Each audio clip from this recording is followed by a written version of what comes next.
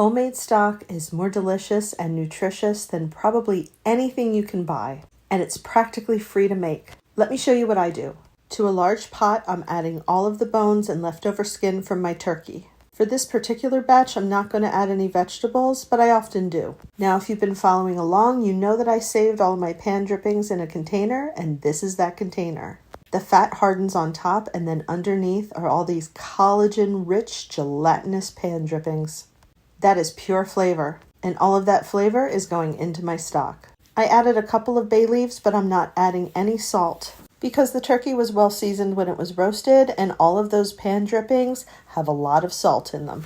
This will probably give me a more under-seasoned stock, and that's my goal. I also have this partial jar of canned turkey stock that I'm going to throw in because I'm trying to make room in the fridge.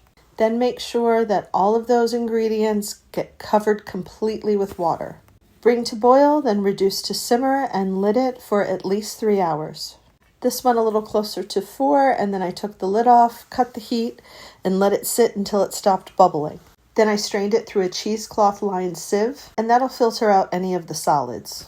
If you saw my other stock video, you probably know that usually I like to strain into this stock pot and make the stock in a different pot, but today I had to use the stock pot. So I have a bit more of a clunky operation of straining set up, but we work with what we have. I'm pouring the strained stock into shallow containers to help it cool more quickly so that I don't have to put this much hot stock into the fridge. If temperatures outside are in the 30s, I'll often use my screened-in porch area for additional refrigeration. This stock makes an amazing broth for soup, and it's also the backbone of my make-ahead giblet gravy, which is the best gravy ever. In a video that I posted yesterday, I went over how I clean and store my turkey fat. And I'll do the same thing once I harvest the hardened fat from this stock once it's been fully refrigerated. Then when it comes time to do my make-ahead gravy, I use that fat to brown the turkey neck and all the giblets. And then I add all that thick, wonderful stock that has the pan drippings already in it. So I don't miss out on any of the flavors for not making it on the fly. I mean, the last thing I want to do is make gravy on Thanksgiving. On the day of the feast, space is limited.